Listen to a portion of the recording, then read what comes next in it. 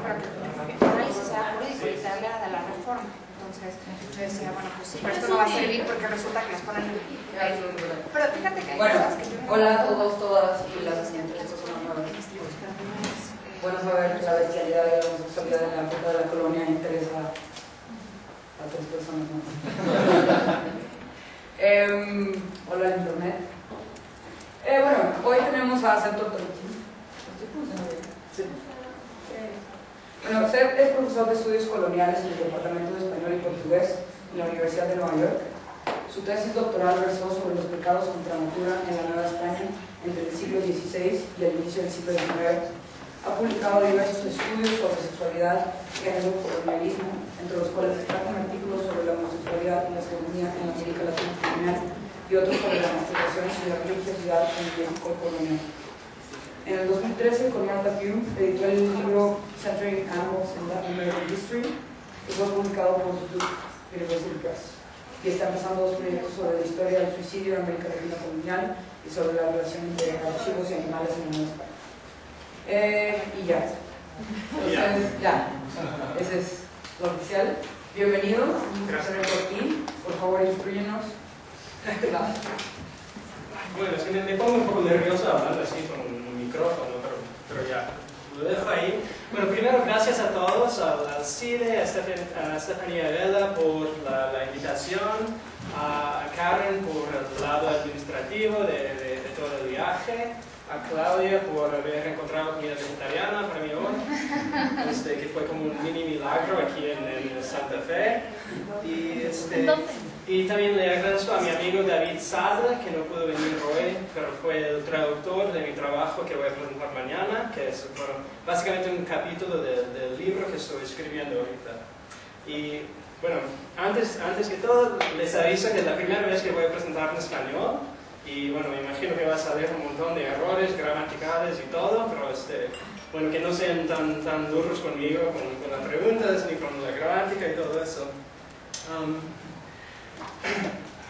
Bueno, y también les digo que, como dijo Estefanía, estoy trabajando enseñando en un departamento de literatura, pero yo no trabajo ni un poco con poesía ni de literatura, soy historiador. Yo recibí mi doctorado hace como 3 años en el departamento de historia en UCLA en Los Ángeles, y desde ese año he trabajado en Stanford University por 1 año, también en el departamento de historia, después 1 año en Tulane, en New Orleans, y ya me encuentro en New York University, que puse allí.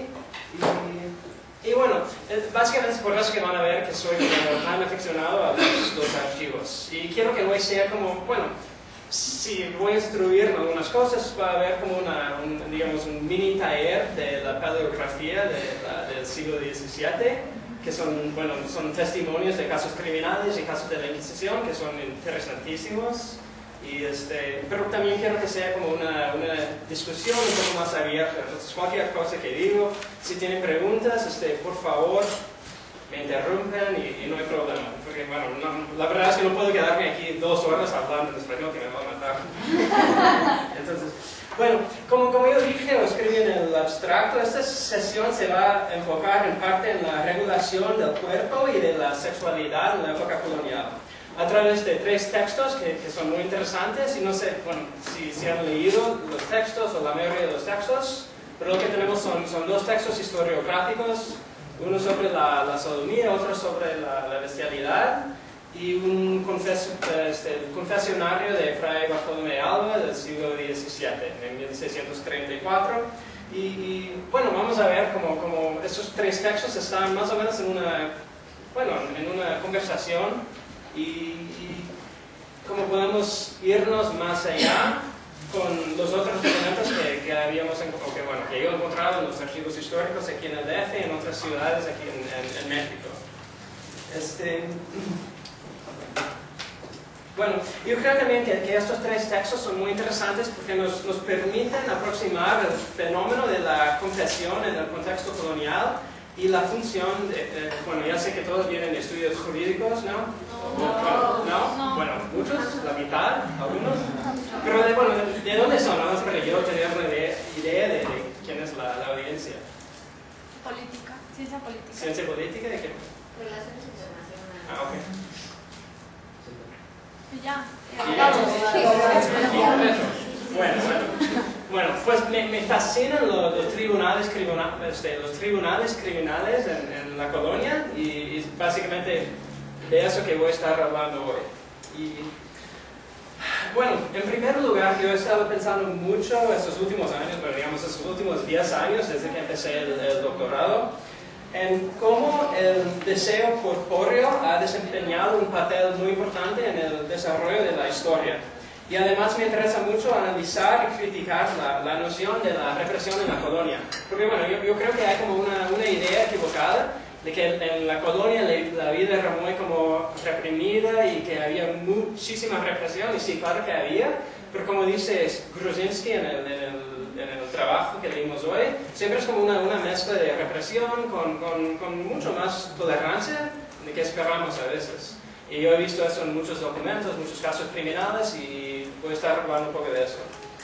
Y bueno, en casi toda mi investigación y en los textos que voy a hablar hoy, se utiliza la categoría de los pecados contra natura para, bueno, digamos, para describir ciertas cosas, ¿no? Y bueno, pensando por el lado jurídico, ¿qué es lo que quiere decir los pecados contra natura? ¿O qué es esta categoría? Bueno, no pregunta para todas, ¿eh? O sea, aquellos que no persiguen la reproducción. Sí, básicamente eso, ¿no? Cualquier acto o cualquier acto del cuerpo o cualquier deseo no se cumplía en la procreación. Entonces, bueno, dentro de eso es una categoría muy, digamos, como confundida, y ni los padres en la época colonial sabían exactamente qué era, pero es como digamos, como la pornografía, que cuando la lees ya sabes lo que es, ¿no? Pero bueno, entonces dentro de esta categoría de pecados contra natura básicamente son 3 actos, que es la sodomía, o digamos, bueno, entre comillas, la homosexualidad, la bestialidad y la masturbación. Y bueno, a varios niveles diferentes son criminalizados, pero como vamos a ver, y más todavía vamos a ver con el caso de la Inquisición que yo traje hoy, la masturbación realmente no fue criminalizada así como pensábamos a veces que no sé qué iba a ser. Entonces, bueno, lo que yo he visto en toda mi investigación, y esto también se relaciona a lo que acabo de decir de la tolerancia, la represión y todo, es que la regulación del cuerpo y de la sexualidad en la época colonial era siempre mucho más aleatoria y esporádica de que muchos historiadores suponen, y me imagino que como muchos de nosotros también. Y bueno, eso es lo que voy a desarrollar de cierta forma aquí.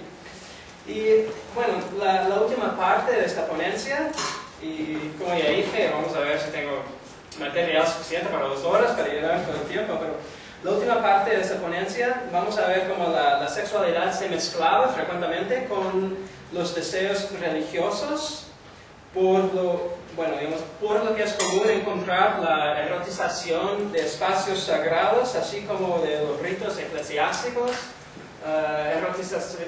erotización de la iglesia, del confesionario y de varias imágenes sagradas y todo eso. Y bueno, siendo un ejemplo del confesionario de Bartolomé de Alba, que yo traje, que quería que todos, leyeran.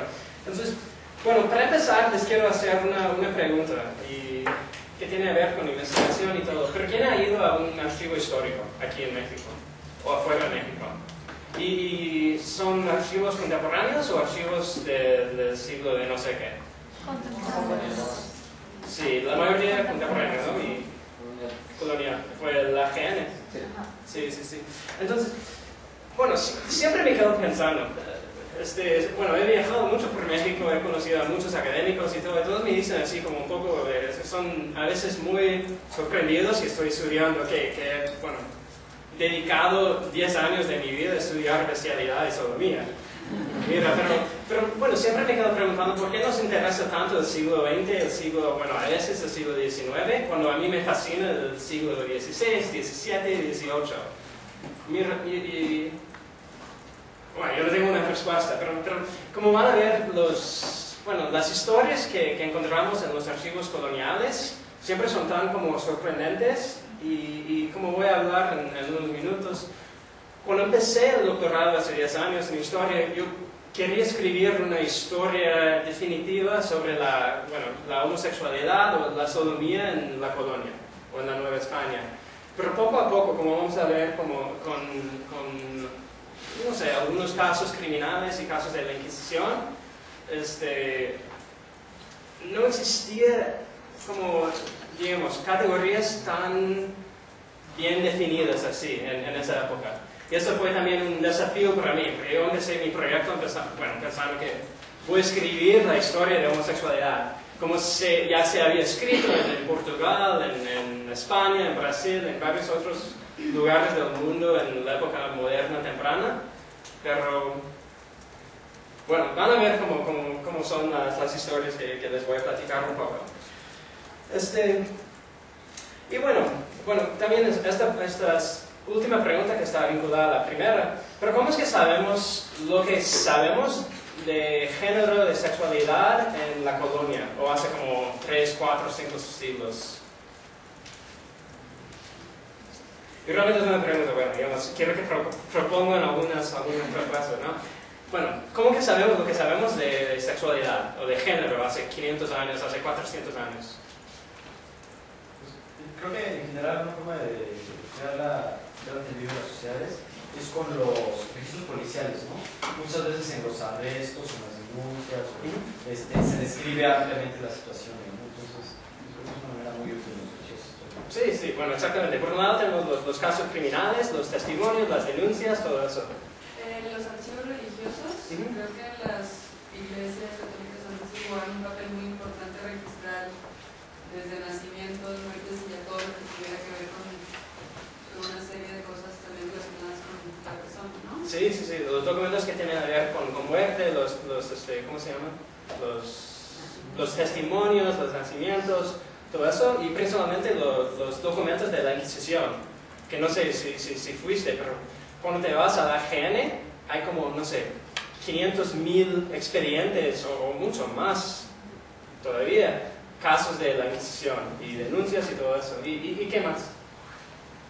La literatura y pues la literatura y la poesía de arte generalmente donde idealizan un poco su visión de género, su visión del hombre entero. Sí, exactamente. Bueno, la ficción, la literatura, la poesía, todo eso. ¿Otra cosa? Bueno, pensando también en las narraciones de exploración, pensando en las crónicas de Cortés, de Bernaldíes, de Colón, y esos personajes y todo. Peticiones, quejas, testamentos, como ya dije, la hagiografía. ¿Qué es la hagiografía? Bueno, no sé si estoy lo pronunciando bien, pero... hagiografía. ¿No? Sí, es geografía. Más o menos. A veces me salen las palabras. Bueno, básicamente la biografía sobre los santos y las santas, ¿no? Entonces hay una mezcla, muy diversa de documentos que nos ayuda a reconstruir de cierta forma, los conceptos del pasado, del género, de sexualidad, de todo eso. Entonces lo que me gustaría hacer ahora y enfocarme en no sé cuántos minutos, pero es reconstruir una genealogía de la historiografía de género y sexualidad, pensando en las fuentes que se utilizan para escribir estas historias y todo. Entonces, no sé si han estudiado algo de Leopold von Ranke. Sí, bueno. Entonces me gustaría empezar esta conversación pensando en cómo se ha desarrollado el campo de la historiografía de género, de sexualidad, pensando en algunos temas muy grandes y en la evolución de la historiografía del género. Empezando por una parte con esta figura, Leopold von Ranke, que era un historiador alemán del siglo XIX, y fue él que profesó y de cierta forma empezó la disciplina de la historia, como hoy lo sabemos y conocemos dentro de la universidad, ¿no? Pero fue Ranke que profesó, por ejemplo, que la historia como una disciplina era el proceso de escribir y recordar los eventos del pasado, según él, como realmente sucedieron. ¿Saben? Entonces, o mejor dicho, es la idea de que la historia como una ciencia social pudiera ser una disciplina objetiva, ¿no? En cierta forma, la disciplina histórica fue producida a través de este concepto de arranque del objetivismo, que fue la convicción más importante del positivismo y en general de la práctica de la historia más institucionalizada. Y tal noción del objetivismo dentro de la historia es, bueno, claro, es sumamente problemática en el sentido de que ignora completamente el hecho de que cualquier texto o cualquier narración es construido completamente y que acaba siendo influenciado muchísimo por la subjetividad no solo del escritor original, sea el autor, o en casos criminales el escribano o el inquisidor en casos eclesiásticos, pero también por la subjetividad del lector, o bueno, pensando en los archivos, de la subjetividad del archivista, ¿no? Entonces, como ya veremos, todos estos textos que vamos a ver hoy y mañana, principalmente los casos criminales y este caso de la Inquisición que les voy a dar en unos minutos, bueno, en 45 minutos por ahí, pasan por varios filtros que incluyen múltiples categorías del lenguaje, la subjetividad del acusado, de los testigos, del escribano, de las autoridades criminales o eclesiásticas, de las varias personas que archivan los casos, y también de los historiadores o antropólogos que utilizan y muchas veces ignoran. Y yo voy a hablar mucho hoy de esta ignorancia o la marginalización de ciertos temas, ¿no? Dentro de la historiografía.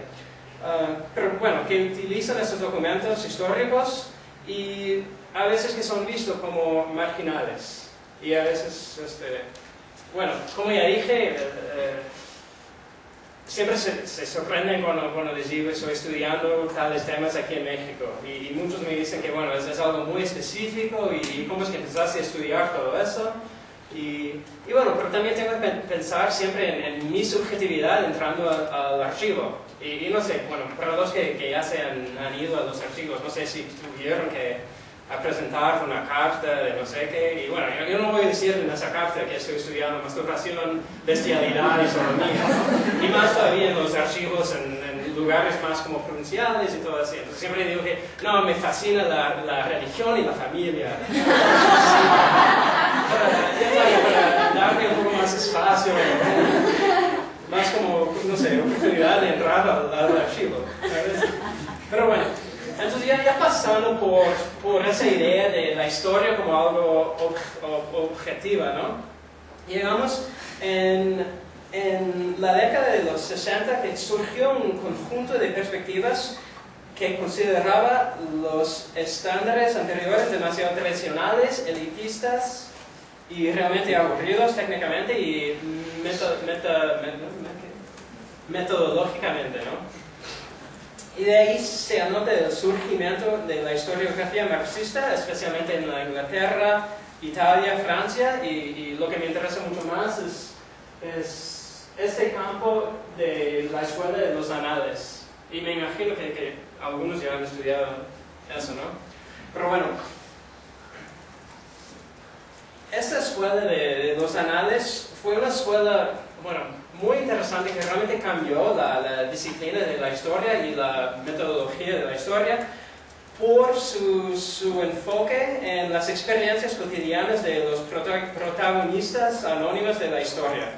Y también se ve que dentro de esa escuela de los anales se enfocaba mucho en la historia de las emociones, por ejemplo, de la afectividad, de la religiosidad popular, de la niñez, actitudes hacia la muerte, las enfermedades, género, todo eso. Entonces se ve como el campo de la historiografía, los temas se van como abriendo poco a poco, ¿no? Entonces fue un campo, bueno, básicamente la escuela de los anales fue básicamente un campo de historia que investigaba las creencias populares y lo cotidiano. Y ya se ve que estas escuelas desafiaron a la perspectiva rankeana, ni sé si es un adjetivo, pero bueno, desafiaron a la perspectiva rankeana de la historia, intentando aumentar de cierta forma los posibles sujetos de la historia.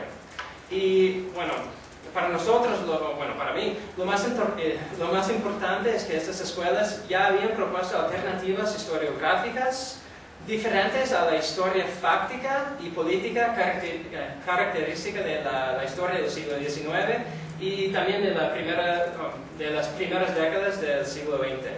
Pero de todos modos, estos nuevos paradigmas interpretativos parecían ser insuficientes en el sentido de que era todavía innegable que la historia tradicional y hasta la historia menos tradicional se ocupaba casi sin fisuras de las subjetividades masculinas de la historia. Y es aquí que llegamos en los años 70, pero también mucho antes de eso, pero empezando en los años, más o menos los años 60 y mucho más fuerte en los años 70, es aquí donde vemos que surge el feminismo historiográfico, que cuestiona los métodos y las preguntas ya establecidas de la disciplina histórica como parte de una lucha contra el dominio por parte de los varones y los hombres dentro de las instituciones y las universidades. Entonces, nada más para saber, ya han estudiado la historiografía feminista un poco. Y es que me voy perdiendo aquí, no sé dónde están. Hay que pensar también que la institución de la universidad, en cierta forma, como un laboratorio histórico, estoy hablando más del contexto de los Estados Unidos. Pero, por ejemplo, no había profesores, mujeres que eran profesores de historia antes de las décadas, 50, 60, 70. Pues sí había. Pero no sé cómo es el sistema de tenure aquí en México. Pero allá en los Estados Unidos hay como ese sistema de tenure, que te dan como una plaza permanente, ¿no? Si te quedas como 5 años o 6, 7 años, y si compruebas que ya vale la pena y todo, pero a ver si lo consigo. No, pero es muy interesante pensar como había como muchas mujeres que fueron negadas tenure en esas décadas, ¿no? Y desde ahí viene como la historiografía se va como cambiando y entretejiendo, con la lucha política de las mujeres en los Estados Unidos, en América Latina, en Europa, en todas partes del mundo, ¿no? Y se ve como el sexismo es completamente arraigado en la disciplina de la historia y en cualquier otra disciplina académica, ¿no? Entonces se nota que estos movimientos feministas de que estoy hablando, en varios sentidos desafiaron al sexismo dentro de la universidad y claro, fuera de la universidad también. Y una crítica feminista de la historiografía de impronta patriarcal empezó en parte con una crítica de la desigualdad entre los sexos dentro de las disciplinas académicas y dentro de los departamentos de la universidad. Pero también empieza esa crítica feminista de la historia con la deconstrucción del concepto de la mujer y también del concepto del hombre, ¿no? Estas categorías bien definidas y bien claras así, que abrió todavía más esa condición crítica para concernir también a los fundamentos mismos de toda asignación de atributos ligados a la diferencia sexual. Entonces ya vemos como el feminismo dentro de la historia nos ofrece una historiografía alternativa que reconocía a las mujeres en sus luchas políticas, en sus luchas cotidianas, en sus búsquedas de autonomía y en sus resistencias como los temas a desarrollar dentro de la historia con nuevos métodos y enfoques intelectuales. Entonces, Bueno, voy a pasar un poco más por eso y luego llegamos a lo de sodomía, bestialidad y todo. Pero bueno, lo que tenemos aquí no es una historia, bueno, estoy hablando todavía de la historiografía feminista. No es una historia general que oculta la discriminación, sino una historia que reconoce su parcialidad y su perspectiva feminista. Y se puede decir algo parecido también con la historiografía gay. Y en unos minutos voy a platicar un poco más sobre la historiografía LGBT y los estudios queer, que se han como divulgado mucho en los Estados Unidos y bueno, mucho menos en América Latina, en México, pero...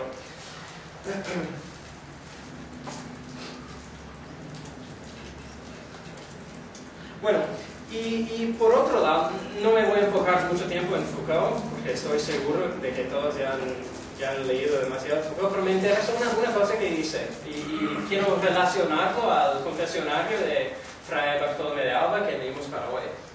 Pero bueno, por otro lado, se puede decir que mucho empezó también con las obras de Foucault, principalmente con la historia de sexualidad, la primera, que fue publicado en 78, y bueno, lo que me interesa con respecto a los pecados contra natura aquí en la colonia, es lo que dice sobre la explosión, bueno, lo que él llama la explosión discursiva de sexualidad y de la perversión en los siglos XVIII, bueno, más o menos 18 y 19, ¿no? Y ¿alguien sabe lo que dice sobre esta explosión? No, pero yo no quiero decir. Yo te doy. ¿Alguna idea? Bueno, pensamos que no solamente es lo que dice, pero ¿por qué dice que sucede en estos siglos? ¿Qué dice? Dice que esta apertura sexual que se da en estos siglos es meramente discursiva, pero también funge como una manera de reprimir la misma sexualidad. Y solo se enfoca como un atributo específico de ciertos actores sociales en específico, lo que él califica como la pareja malthusiana, la pareja heterosexual que está destinada a reproducirse. La sexualidad fuera de ella, a pesar de esta explosión discursiva, está limitada, por ejemplo, a los niños, personas mayores, homosexuales. Entonces es como una paradoja, no se habla mucho del sexo, pero realmente es una limitación de estos metadiscursos. Sí. Bueno, o sea que lo dice mucho mejor que yo lo puedo decir. Pero bueno, no, me interesa mucho esa paradoja, ¿no? En que se dice, bueno, que existe esa idea equivocada de que no se habla mucho del sexo en esa época. Pero al mismo tiempo se va, como dice, una explosión de escrituras sobre los cuerpos, sobre el deseo, dentro de la psicología, de la medicina, bueno, menos en la religión. Pero yo me quedo preguntando, y más todavía, bueno, no sé si leyeron, que el texto fue grande del confesionario, pero hay unas partes ahí que se ve también una otra explosión discursiva de la sexualidad. Entonces, bueno, me quedo pensando si esta explosión discursiva realmente debe ser en los siglos XVIII, XIX, como dice Foucault, o si fue algo que sucedió muchos siglos antes con el colonialismo. Y bueno, yo digo que era así, que empezó con el colonialismo y con estos encuentros con Europa y otras partes del mundo, ¿no? Y hay una diferencia. Otra pregunta, pero ¿ya habían leído con confesionario o de Europa o de América Latina? ¿O de México? Sí, pero muchos no. Y no sé si llegaron a la parte del sexto mandamiento, que es lo que tiene a ver con adulterio, con sexo, con todo eso. Pero lo más interesante es que los confesionarios que fueron producidos en Europa en la misma época se enfocan muy poco en este mandamiento. Se enfocan muy poco en la cuestión del sexo y del cuerpo y del deseo. Bueno, sí, hay unas preguntas, pero en los confesionarios coloniales que son producidos y escritos en México, en Lima, en otras partes de América Latina, siempre hay mucho más, bueno, hasta como 30, 40, 60% más enfoque en sexualidad. Entonces es ahí que me quedo, bueno, preguntando un poco o cuestionando lo que dice Foucault sobre esta explosión discursiva que está vinculada explícitamente a la medicina o a la psicología o todo eso. Pero yo veo que está muy vinculada también al colonialismo. Entonces, bueno, ahí dejamos Foucault por un momento. Y es relativamente reciente que los historiadores y los antropólogos se han enfocado mucho en el tema de los comportamientos sexuales y en la cuestión del deseo. Y bueno, yo todavía creo que el deseo como un factor complejo, paradójico, contradictorio y que tiene un papel importantísimo en el desarrollo de la historia cultural y dentro de la historia religiosa, no ha sido teorizado suficientemente. Y es básicamente eso lo que estoy intentando hacer en el libro que estoy escribiendo, en todos mis trabajos y en mi investigación en los archivos también, que voy a platicar un poco más. Pero bueno, es aquí. ¿Han estudiado lo del seminario de historia de las mentalidades? ¿No? Bueno, es un movimiento histórico que nace aquí en México. Y realmente es importantísimo para entender la historiografía de género y de sexualidad en esa época.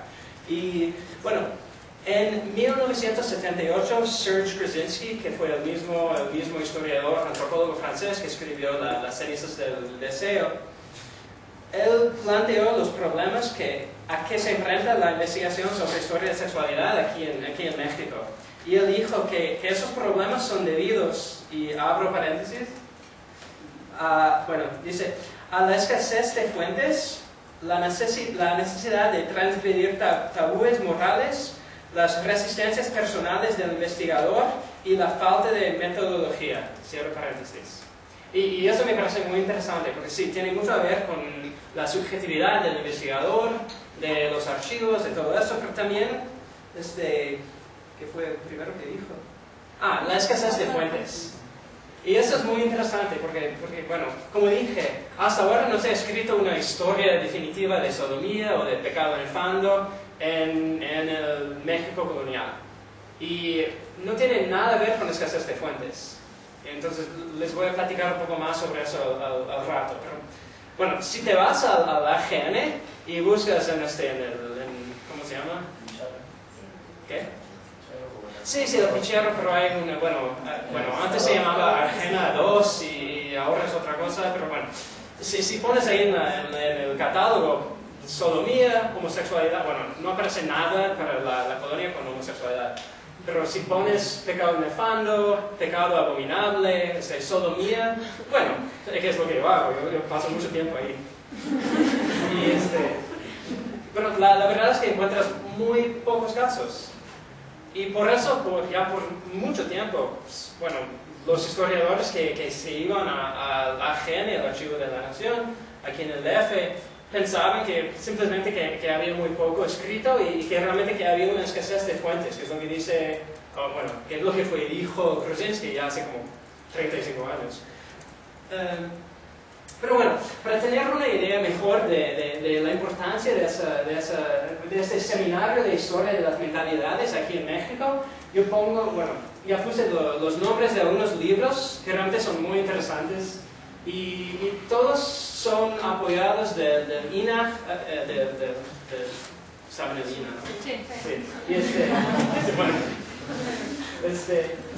entonces, bueno, el seminario de historia de las mentalidades fue apoyado por INAH y, bueno, todavía hay más libros más del año 2000, pero empieza en 82 con Familia y Sexualidad en la Nueva España. Después La Memoria del Olvido.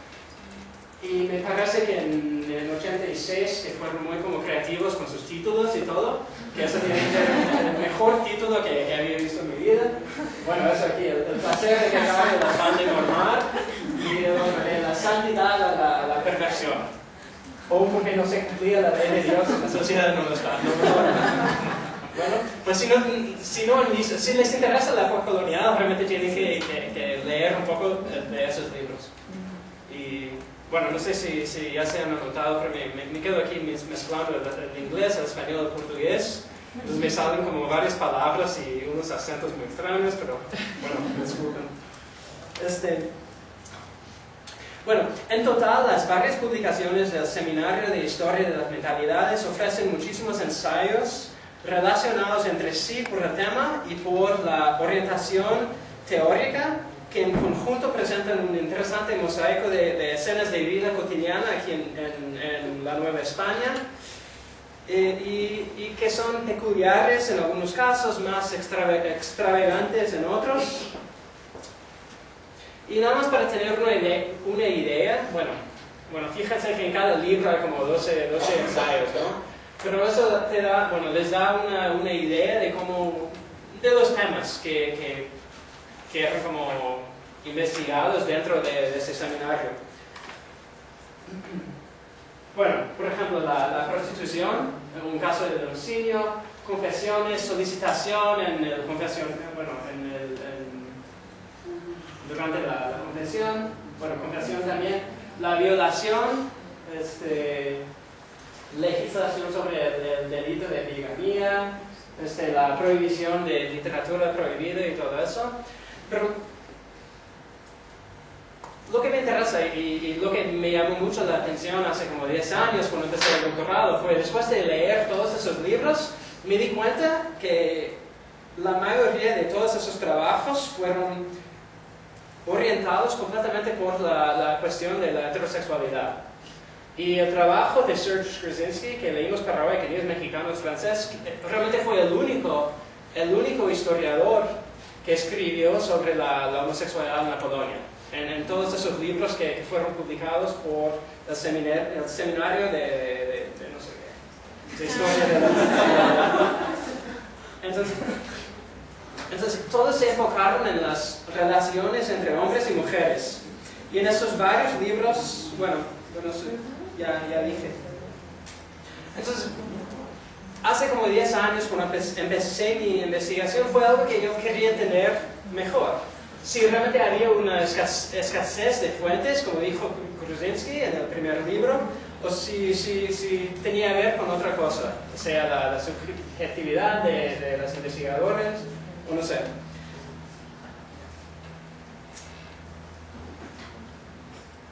Y bueno, es que tengo una otra pregunta aquí, pero les voy a preguntar en unos minutos. Pero ahora quiero enfocarme un poco más en la historiografía LGBT y un poco después en lo que estoy llamando el giro queer dentro de la historiografía. Entonces, bueno, empezando, voy a empezar con España, nada más porque fue dentro del contexto cultural iberoamericano y de la península ibérica, que fue realmente el primer libro que se enfocaba en la cuestión de sodomía. Y es ese libro aquí, Inquisición y represión sexual en Valencia, historia de los sodomitas en esos 2 siglos, ¿no? Que fue escrito por Rafael Carrasco en 1985. Entonces, este libro ha sido como un modelo en varios sentidos para otros historiadores y antropólogos que les interesaba el mismo tema, ¿no? Y bueno, 3 décadas después ya sale la versión para las lesbianas, que es Lesbians in Early Modern Spain, escrito por Sherry Velasco, que fue publicado hace como 2 años. Entonces, bueno, también les pregunto, ¿por qué hay como esta quebra cronológica de 30, un poco más de 30, sí, como 35 años, ¿no? ¿Es that correct? O 25. Pero yo no sé, soy historiador, más o menos 30, ¿no?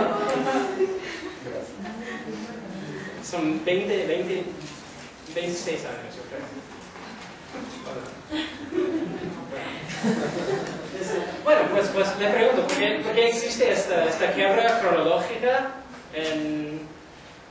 Y bueno, la verdad es que no tengo una respuesta cierta, pero no, creo que vale la pena pensar un poco. Algunas ideas. De por qué fue publicado el libro definitivo sobre sodomía en Valencia hace mucho tiempo, y todavía, salió este libro, pero hace como 2 años. ¿Alguna idea? ¿Dónde? ¿Por qué primero te dio la porque Realmente puede tener a ver con eso. Sí. Bueno, tiene a ver un poco con eso, pero hay otras cosas, ¿no? El franquismo acaba en el 77 y se abren los archivos municipales, se abren los protocolos notariales y también se abren los archivos regionales.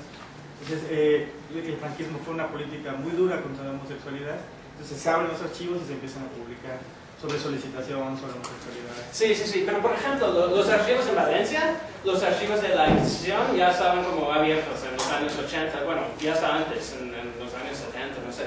Entonces, sí, tiene a ver con acceso con archivos, y a ver con lo que dijeron sobre, bueno, el lesbianismo ocupa un espacio, bueno, digamos, no es lo que yo pienso, pero dentro de la academia se ha escrito mucho más y se ha producido mucho menos sobre el lesbianismo en comparación con la homosexualidad. Pero piensa, ¿cómo es que se va definiendo la sodomía? No es sexo entre las mujeres, o sea, si el sexo necesita un falo y las mujeres carecen de falo, no hacen nada. Sí. Juegan. Sí. Realmente es eso. Es lo que se anota en todos estos casos, que cuando te vas a los archivos de la Inquisición en España, ves que hay realmente como cientos casos de sodomía que tienen que ver con hombres, y hay como, no sé, 5 casos que tienen que ver con mujeres, por ejemplo. Y tiene mucho que ver con eso, con la centralización del falo, ¿no?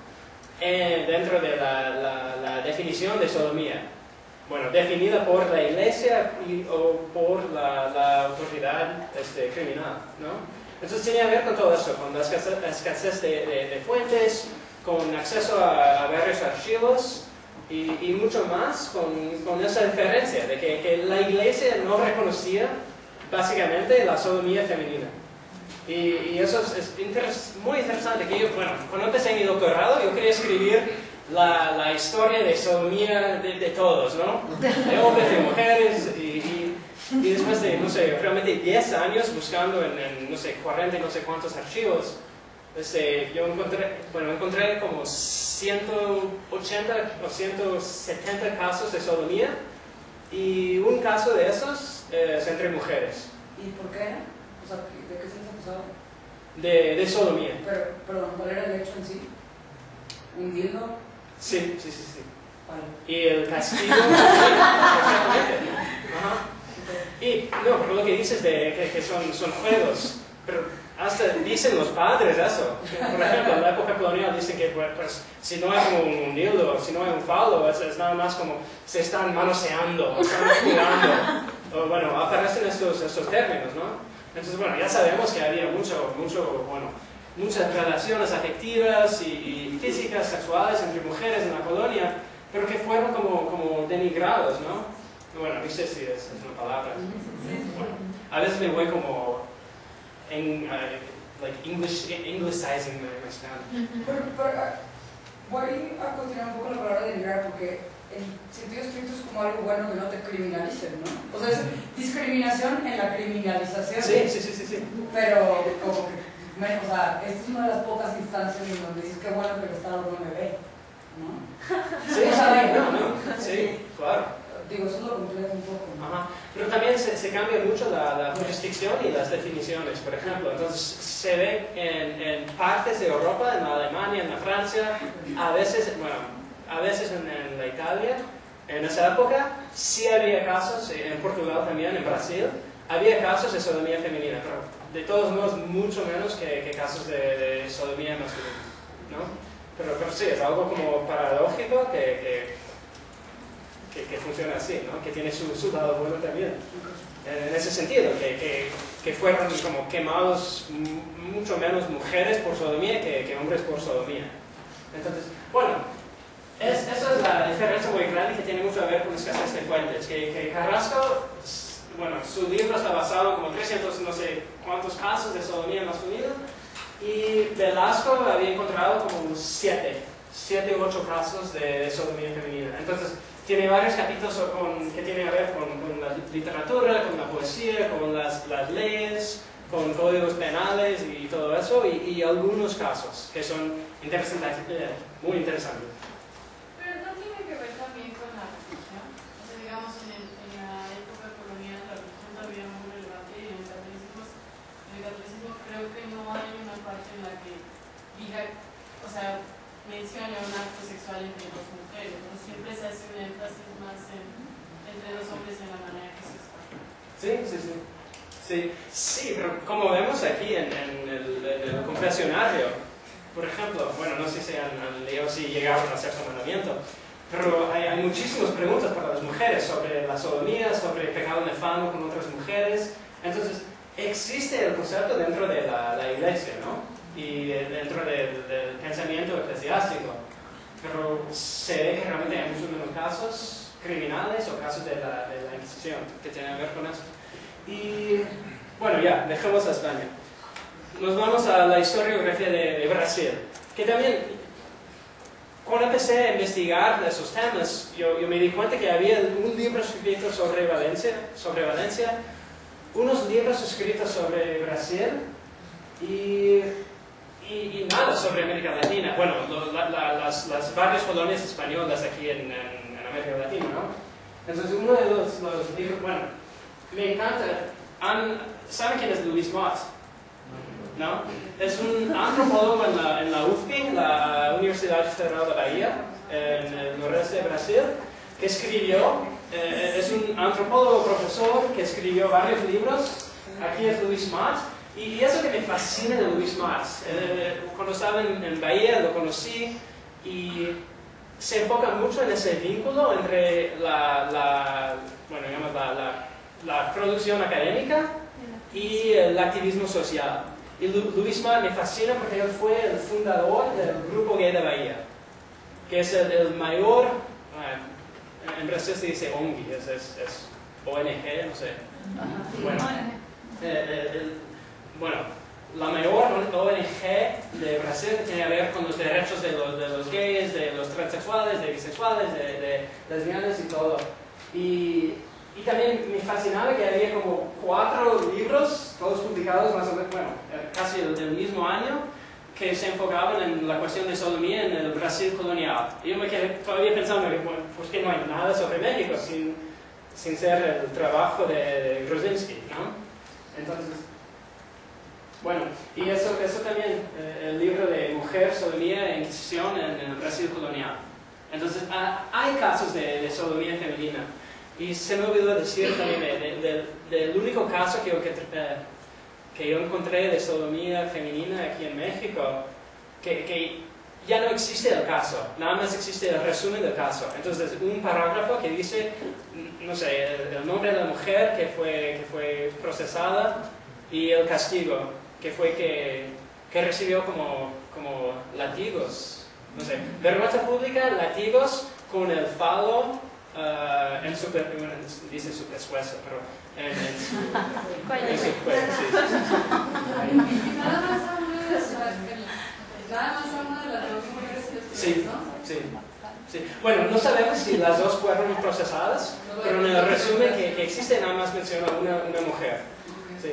Pero lo interesante es que, bueno, aquí para México no hay casi nada y bueno, yo sigo buscando, pero en Brasil hay como, no sé, más o menos 20 casos de la Inquisición de sodomía femenina, que bueno, es muy interesante.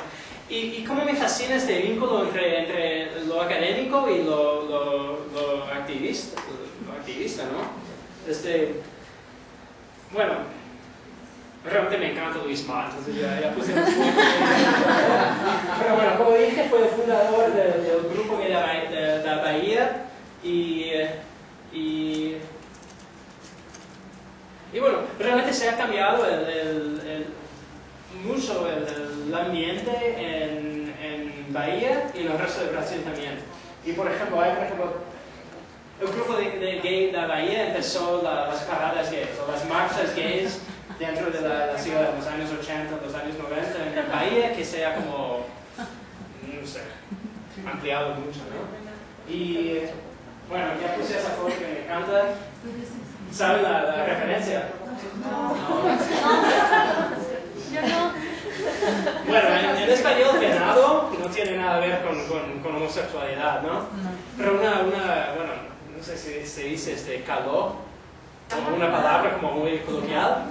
En Brasil, para como puto o fag, es viado, que es el portugués para venado, ¿no? Entonces ahí vemos a Luis Mar con su viadinho ahí. Entonces, y bueno, yo nada más puse esto, nada más también para hablar un poco más de este vínculo, ¿no? Entre el activismo social y política y, no sé, lo académico. Pero nada más sé que todo está escrito en portugués o en inglés, pero se ve un poco lo que hace el grupo de Bahía, que yo creo que es muy interesante.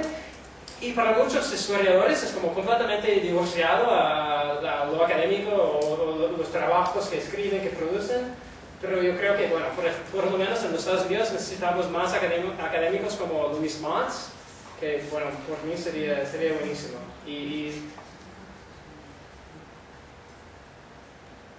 Bueno, pues si quieren, que sea leer un poco ahí. A ver dónde estoy en mis páginas aquí. Bueno, entonces ya pasamos a lo que voy a llamar el giro queer de la historiografía. Bueno, otras publicaciones de Louis Mott, que ya puse nada más los primeros, tiene como 25 libros, ¿no? Pero los primeros dos que puse son puro historia. Y todos esos que tienen que ver con derechos humanos, con el SIDA, con todo eso. Entonces, bueno, lo que voy a llamar el giro queer.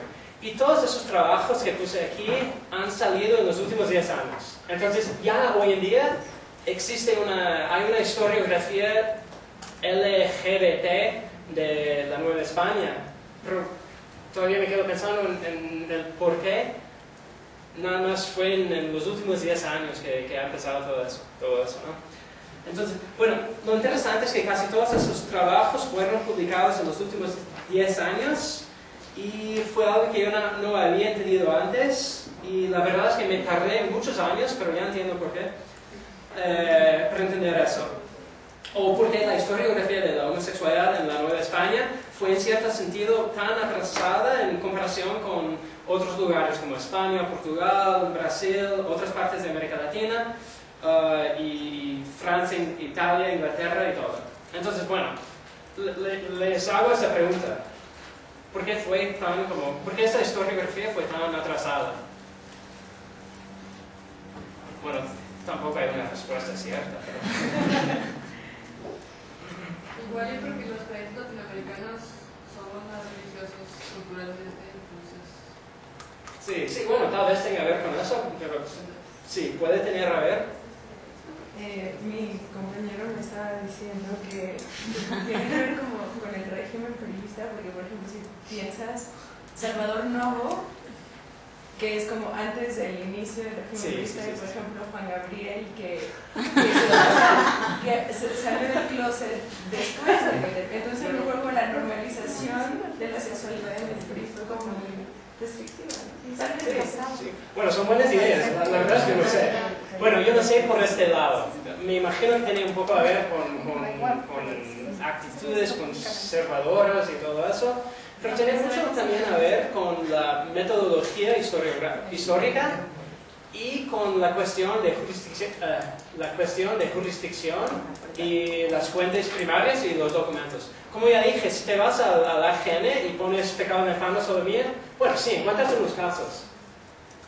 Una ligera intuición, y no solo el caso de esto, sino el reconocimiento de otros derechos, que a veces percibe una como cultura de la permisibilidad, ¿no? A veces no es, por ejemplo, decir, reconocer el derecho de la mujeres a votar, sino déjalas que voten, ¿no? Entonces, como es una más permisiva que de reconocimiento, pues incluso se nota en la academia, ¿no? O sea, no es lo mismo decir, bueno, ya, déjalos que se casen entre ellos, a argumentar, ¿no? Es un trabajo académico de por qué tienen derecho, ¿no? En general, en varios casos, derecho. Sí, y bueno, la verdad es que creo que todo eso tiene mucho a ver con eso. Pero ya hace como 10 años yo conocí a varios historiadores de sexualidad y género de la Nueva España y todos me dijeron que no vas a encontrar nada. bueno, si te vas al Archivo Nacional encuentras como, no sé, 20, 25 casos de sodomía por toda la colonia, que son, no sé, 300 años, ¿no? Y yo me quedé pensando en el porqué de eso. Pero tiene a ver, bueno, sí, voy a pasar atrás aquí un poco. Este libro, en Valencia, había como una centralización de los casos de sodomía dentro de los archivos de la Inquisición y de la Iglesia. Que en Valencia y en otras ciudades de la España, la Inquisición tenía la jurisdicción sobre sodomía. Es lo que se ve también en Brasil. Entonces, si quieres estudiar sodomía o pecado nefando en Brasil colonial, vete a Lisboa y vete al Caderno do Nefando, que se encuentra, realmente tiene como un cuaderno gigantesco que hay como, no sé, 500 casos de sodomía. Todos centralizados, todos juntos. Puede ser un caso parecido, que es sobre la idolatría en el mundo prehispánico, digamos, colonial. Entonces uno pensaría, o sea, el choque cultural fue tan grande que en los primeros 2-3 siglos, o sea, el archivo o la Inquisición se había ocupado solamente de idolatría, y en realidad no hay tantos. Y justo, bueno, uno de los libros que acaba de salir explica que los que se registraron precisamente porque se presentaron en coyunturas políticas súper específicas. Es decir, que la Iglesia, a pesar de que no permitía la idolatría, o sea, como recuerdo de la religión prehispánica, de alguna forma el 90% de la población era indígena, no podía controlarlo. Entonces, aquellos que reprimían tenían que ver, o sea, eran como, o sea, tocaban fibras políticas como muy sensibles. En realidad hay poco. Sí, pero también... Pero, o sea, uno pensaría que estarían llenos los archivos de ellos, ¿no? Sí, pero tiene que ver mucho con el hecho de que los indígenas, bueno, después del año, no sé, no sé, voy a inventar, soy historiador, pero creo que fue el año, 1571. Los indígenas fueron como excluidos de la jurisdicción de la Inquisición. Entonces por eso que tiene mucho a ver con la cuestión política, que dices. Pero vemos lo mismo con la sodomía. Y por ejemplo, piensen en eso. Hay muchísimas denuncias de sodomía a los padres en los archivos de la Inquisición. Y no son como investigados. Hay muchísimas denuncias que yo vi a tal persona haciendo el pecado nefando con tal tipo y realmente no le importa la Iglesia.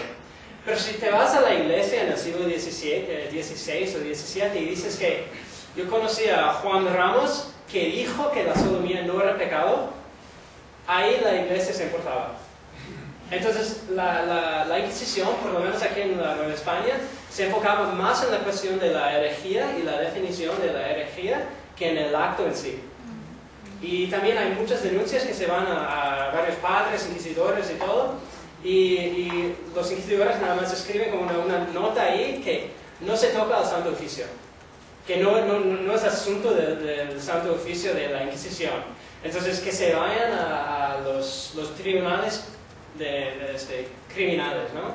Entonces realmente es por eso que no se ha escrito nada en la Nueva España, es que tienes que irse a, no sé, a 50 archivos judiciales a través de todo el país para irse como juntando los casos de pecado nefando, porque no se encuentran en el AGN y no se encuentran en el archivo de la Inquisición. Entonces eso, bueno, creo que es muy interesante y tiene mucho a ver con el hecho de que todavía no se ha escrito un libro juntando todos esos casos bueno, entre comillas, de homosexualidad en la Nueva España. Y bueno, tiene que ver con eso. Y también puse eso, el giro queer de la historiografía, para pensar un poco en los términos que están utilizando todos para describir más o menos la misma cosa, ¿no? Hay unos que dicen que son un amor lesbiano en la colonia, que es muy como anacronístico, ¿no? Bueno, que no había homosexuales ni lesbianas. Bueno, sí había como deseos así, pero la categoría en sí de homosexual o de lesbiana no existía. Homosexuales, homoeroticidad, alternative sexualities, there's like, bueno, no sabemos qué llamarlo, entonces son alternativos, ¿no? Tenemos lo Eso es mi preferido, queer náhuatl, salguns, faggots, sodomites, lesbians and hermaphrodites. Eso, si les interesa la época colonial y el códice florentino y cómo aparece la sexualidad dentro de este códice, bueno, léense este trabajo que bueno, es fascinante. Bueno, y bueno, pues mi trabajo aquí también, que es uno de los pocos que intenta utilizar los términos populares junto con los términos oficiales, ¿no? Entonces, bueno, son nada más unos libros, pero me gustaría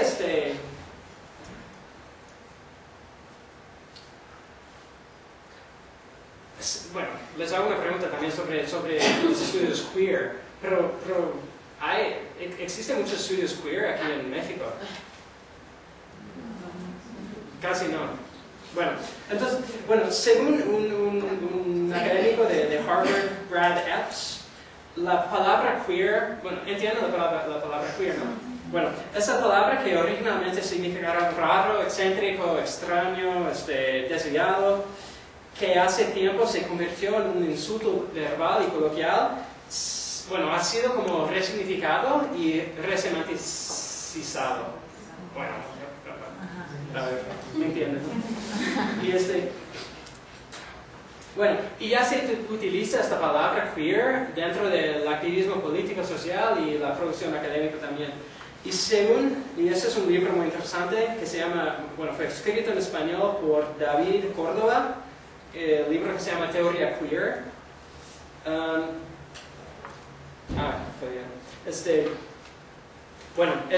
David Córdoba dice que, abro paréntesis, que queer es, más que la suma de los gays y las lesbianas, ya que incluye a estos a muchas otras figuras identitarias construidas en ese espacio marginal, transexuales, transgéneros, bisexuales, etc. A la vez que se abre a la inclusión de todas aquellas que pueden proliferar en su seno, es decir, todo aquello que sea parte de la norma sexual, esté o no articulado en figuras identitarias. Cierro la paréntesis. Entonces, la palabra queer, es lo que no se puede categorizar fácilmente, ¿no? Que tiene que ver con cuerpos, con género, con deseo, con sexualidad. Y lo más interesante para mí, para mi trabajo, mi investigación y todo lo que voy a platicar un poco más mañana, es cómo este término se despliega dentro de la historiografía reciente de la Nueva España que vemos aquí, pero también como no se ha introducido mucho el término en América Latina ni en español, porque tiene mucho que ver con el imperialismo lingüístico del inglés al español, pero de todos modos hay por ejemplo, en New York University, hay muchos que están haciendo sus doctorados de México, de Perú, de varias partes de América Latina, que están, como dicen ellos, queerizando los cuerpos. No sé, es un neologismo un poco extraño, ¿no? Pero entonces se ve poco a poco que la terminología de lo queer está como entrando en otros espacios y dentro de los estudios culturales, estudios históricos y todo eso. Entonces, ya dejamos ya tiene más o menos una idea de la evolución de esa historiografía que tiene que ver con los pecados contra la natura. Y quiero pasar ahora a pensar un poco más en la textualidad de los documentos del archivo. Y tengo varias imágenes y tengo no sé cuántas copias que tenemos de este caso de la Inquisición, pero es uno de mis casos preferidos porque como van a ver, es muy interesante y tiene todo que ver con esta mezcla de religión, lo erótico y el cuerpo también. Entonces, cuando nosotros nos vamos a los archivos, siempre encontramos cosas muy diferentes a lo que, buscamos inicialmente, ¿no? Y es eso lo que yo he visto mucho. Y las fuentes que tenemos en el AGN, en otros archivos coloniales, son muy diferentes a por ejemplo, la información que encontramos en las crónicas, por ejemplo, o en la literatura de la época, o en el, digamos, arte de la época. Aquí nada más puse una imagen ni sé de quién es, pero... ¿De ¿De quién? De Brie, ah, sí, de Brie. Sí. Entonces, bueno, por un lado, se ha escrito mucho basado, en portugués baseado. Y bueno, se ha escrito mucho basado en las crónicas de Cortés, de Bernal Díaz y todo eso. Y bueno, yo creo que no es la mejor forma de realmente aproximarse a una realidad histórica de homoeroticidad en la colonia, por ejemplo. Y bueno, para darles una idea de cómo son los documentos, bueno, yo pongo aquí nada más para hacer la investigación que tuve que hacer para realmente juntar esos casos de pecado nefando, de sodomía. Aquí son los archivos, bueno, son nada más los archivos en que encontré información, bueno, que encontré casos de pecado nefando. Y muchas veces me fui a otros archivos y me quedé como 5 días, una semana y media y no salí como muy enojado que no encontré nada. Pero bueno, esos son los archivos en que realmente encontré casos de sodomía y de pecado nefando. Y ya se nota que tiene mucha diferencia con lo de los casos de la Inquisición de España, de Portugal, de Brasil. Son completamente como descentralizados, ¿no? Entonces, bueno, ya, me entienden.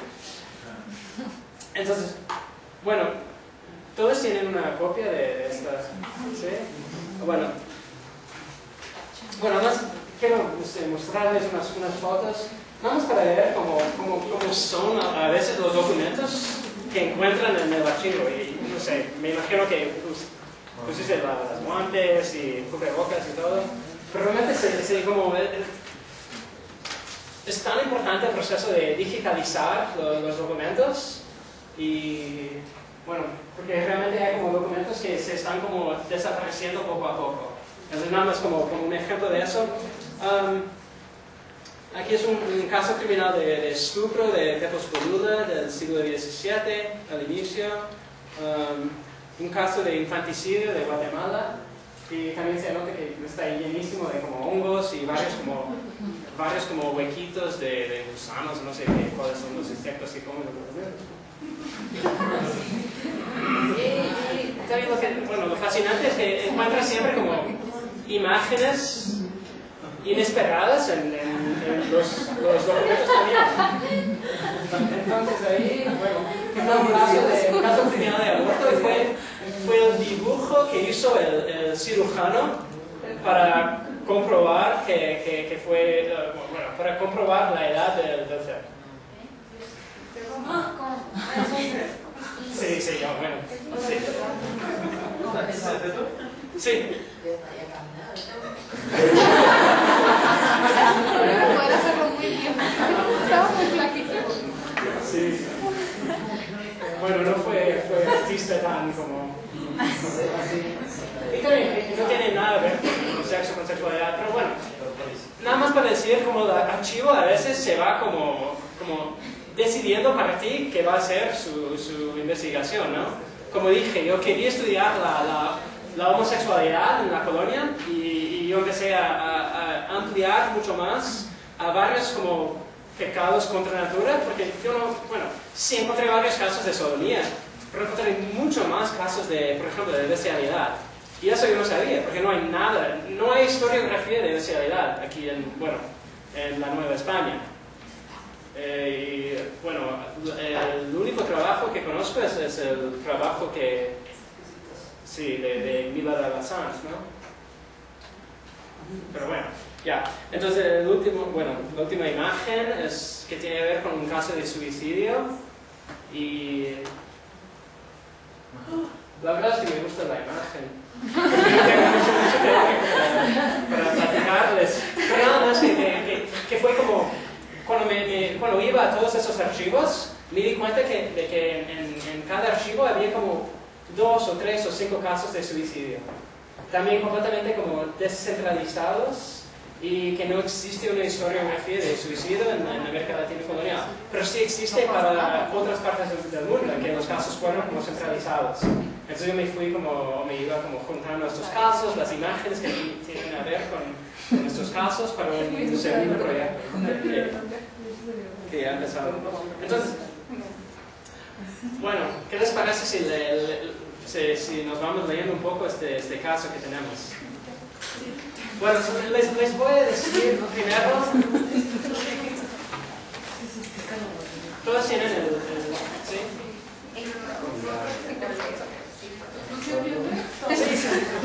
No, todos los casos son así. Sí, pero les doy esas páginas porque son, bueno, realmente el testimonio es uno de los testimonios más interesantes que había visto en 10 años de investigación. Entonces, quiero compartirlo. Entonces, bueno, les voy a decir un poco sobre el caso bueno, es un caso de la Inquisición de 1621. Y en este año, nada más voy a empezar un poco, es un caso muy largo de no sé, no sé cuántas páginas. Y empezó en el 23 de enero de 1621 cuando un padre español y comisario de la Inquisición que vivía en Querétaro, que se llama Fray Manuel de Santo Tomás, llegó a la Inquisición a denunciar a una mujer que se llama Agustina Ruiz, que su nombre está aquí encima. Bueno, denunció a una mujer, Agustina Ruiz, una mestiza de 22 años, porque según él, la Agustina Ruiz nunca había cumplido su confesión que había empezado con él como unas 3 semanas antes. Y estoy aquí traduciendo porque tengo todo escrito en inglés. Pero, ¿cómo que nunca cumplió su confesión? Bueno, en el caso dice, bueno, lo que dice el padre o lo que denuncia es que llegó y empezó a confesarse y en el medio, sí. En el medio se fue. ¿Y es un delito? ¿Mande? ¿Es un delito? Sí. Bueno, a nadie le importa eso, ¿no? Si pagas la confesión en la mitad. Pero que la herejía era tan grave que él le dijo que tenía que presentarse a la Inquisición y eso no lo hizo. Entonces eso fue más el crimen, ¿no? 22. Entonces, bueno, según este padre, el fray, no sé qué, Fray Manuel de Santo Tomás, dijo a la Inquisición que según el testimonio de Agustina Ruiz, ella llegó al padre pidiendo como misericordia y todo, y declaró que desde la edad de 11 años que se había pecado carnalmente con ella misma casi todos los días, cometiendo el acto de polución. Y polución es como el término para masturbación, ¿no? Y igual a la cuestión de sodomía, la iglesia realmente no se importa. Bueno, a pesar de lo que se escribe en los confesionarios, la iglesia no se importa mucho con el acto en sí, de masturbación, de sodomía, de bestialidad. Y no fue el acto que le molestó al padre, pero fue más, bueno, digamos, no fue el acto de masturbarse, sino las visiones sacrilegas que acompañaban al acto de la polución. Y según el padre, Agustina Ruiz confesó que había cambiado palabras deshonestas con San Nicolás de Tolentino, con Jesucristo, con la Virgen María, que todos se habían comunicado carnalmente con ella. Y bueno, todavía según el padre dijo que, bueno, entre comillas aquí, considera que se juntan con ella de diferentes maneras, estando ella debajo de ellos y de lado y puesta encima de ellos, y también estando ella de boca abajo y ellos encima, teniendo junta con ella por ambas partes deshonestas de ella, que quiere decir la parte de frente y la parte de atrás. Y bueno, ya sé porque la Inquisición se importó con eso. I can't believe this is going on the internet.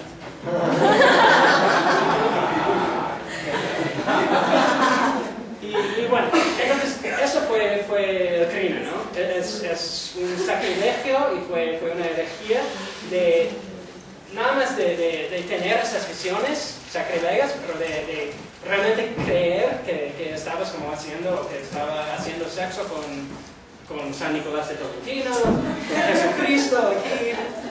Bueno, voy a dejar esa imagen que es lo más sexy que encontré de Jesús.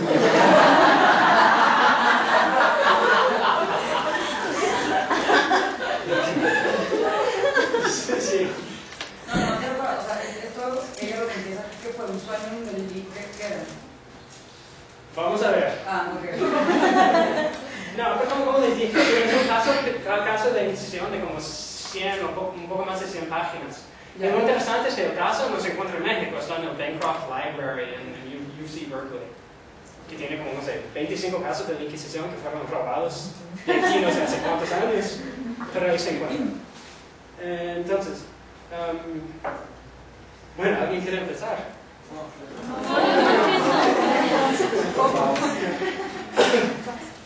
Bueno, la verdad es que yo quería poner las imágenes aquí para que pudieran ver dónde estoy. Pero bueno, voy a empezar y vamos como leyendo poco a poco. Sí, exactamente. Bueno, aquí en la primera línea, ¿no? En el pueblo de Querétaro, estando en la iglesia del... Bueno, si quieren que lea más despacio, ¿no? En el pueblo de Querétaro, estando en la iglesia... En el pueblo de Querétaro, estando en la iglesia del convento de Nuestra Madre Santa Teresa de Jesús de Carmelitas Descalzos, el padre Fray Manuel de Santo Tomás, que es lo que dije, de la dicha orden en virtud de la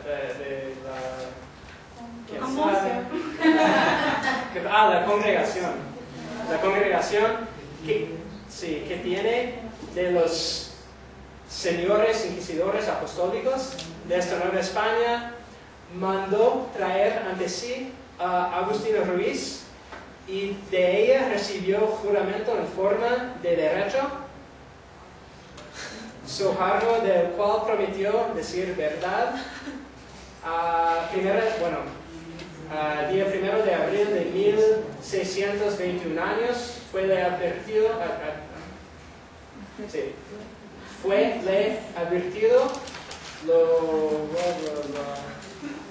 lo mucho que le importa decirlo y dijo que pero bueno, entonces ya empezamos. Todos sabemos dónde está, ¿no? Sí. Bueno, la verdad es que no quiero leer todo porque me cuesta mucho trabajo leer todo. Bueno, preguntaba aquí el segundo parágrafo es donde pregunta realmente qué fue lo que hizo y lo que vio. Pero preguntaba de dónde tuvo principio la amistad que ha tenido con los santos San Nicolás de Tolentino y San Diego y con Jesucristo y la Virgen María y cómo vino a tener efecto el aparecérseles y tener con ellos lo que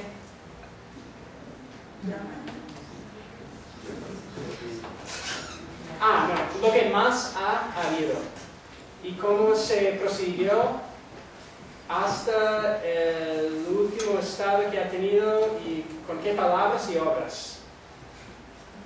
¿Saben dónde estoy? Sí. Bueno, ahí donde yo puse el círculo ahí, que fui yo, no fue el escribano.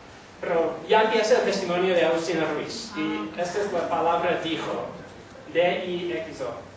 Dijo que al principio usaba consigo el pecado que ha declarado, tocándose con su mano sus partes deshonestas, pensando en los dichos santos, Cristo y la Virgen, haciendo cuenta que estaban con ella y cumplían con ella carnalmente y diciéndoles palabras deshonestas, respondía ella propia por ellos, como si ellos presentes la respondieran. Estas tales palabras deshonestas para el cumplimiento de sus actos y deseos deshonestos. Y de este ejercicio se le fue encendiendo más cada vez el deseo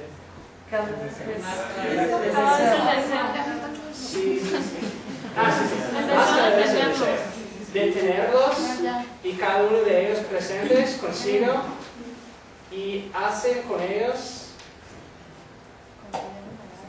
personalmente lo que consideraba y hacía con ellos cuando estaba sola y se tocaba y cumplía carnalmente con la memoria de ellos. Y para este efecto decía las palabras que le parecían a propósito significativas de este deseo que tenía de tenerlos presentes y holgarse con ellos en la forma dicha, y les pedía amorosa, y les pedía amorosa y encarecidamente le viniesen a ver y cumplir su deseo.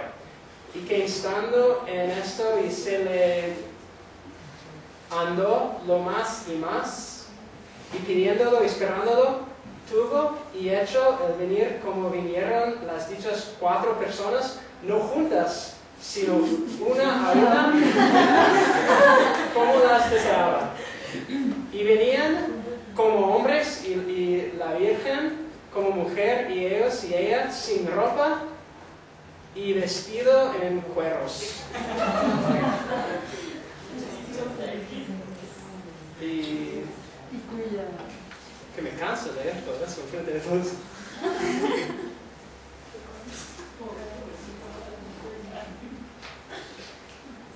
Bueno, y había que, no sé, casi, bueno, no sé cuál es la palabra,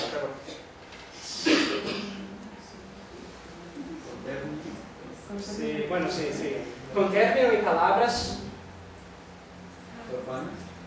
No, no es profanas.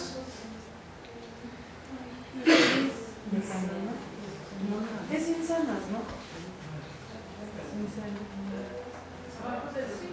Es insanas,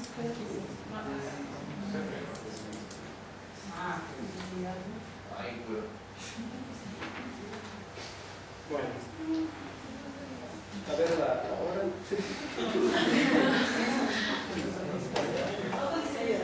Sí, no, estoy pensando en pasar una parte de... Bueno, voy a pular unas líneas aquí. Bueno, ya estamos aquí. Yes. Aparte de todo lo difícil que fue encontrar y todo lo que has encontrado, ¿tuviste alguien que te enseñara a leer esto o algún especialista que iba contigo? Pues no. Supongo que si ahorita te está contando hace 10 años te costaba... ¿Cómo aprendiste? No, bueno, en mi segundo año del doctorado, el asesor de mi doctorado, o de la tesis, nos dio como 1 hora a cada 3 semanas, como paleography lessons, de paleografía. Pero fue nada más como un inicio, ¿no? Entonces, bueno, el primer verano que me fui al archivo me quedé como 6 semanas intentando leer un documento. Sí, de 1604. Pero poco a poco se va mejorando. Sí. Espero que todos empiecen a investigar la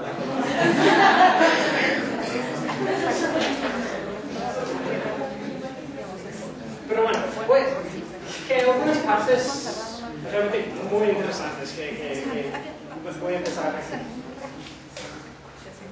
Estoy aquí en esta parte. ¿Les interesa continuar? Sí. Bueno, y de ella venían desde el cielo a la tierra a cumplirle su deseo. Pero después, abrazándola y besándola, se encendieron más estos amores y tenían los demás actos y palabras deshonestos como actualmente los tiene un hombre con una mujer, teniendo cópula carnal con ella, y que con la Virgen había besarse y abrazarse en la cama. ¿Saben dónde estamos? Sí. En la parte superior. En la cama, y a sentarse la una a la otra sus partes deshonestas. Bueno, está hablando de la Virgen María, sus partes deshonestas, y que de los demás Jesucristo era el que más se señalaba en regalarla y regalarse con ella con los dichos actos y cópula deshonestas y obras y palabras deshonestas. Es que se repite mucho, ¿no? Hay muchas deshonestidades.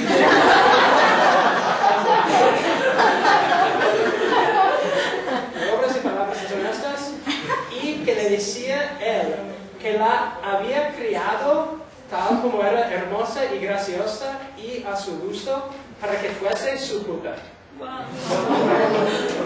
Y para gozarla y gozarse con ella, y que él era su puto y su rufián. Eso.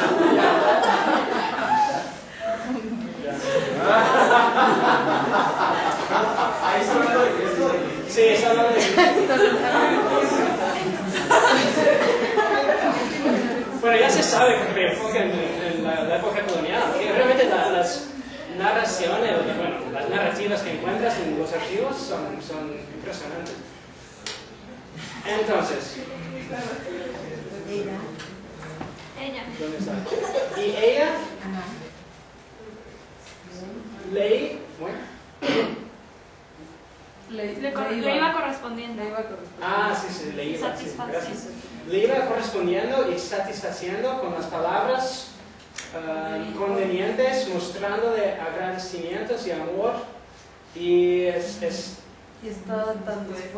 dispuesta para darle gusto con lo que él quería. Y esto de su presente o de su presencia. De su presencia de él. Y de su, no sé qué.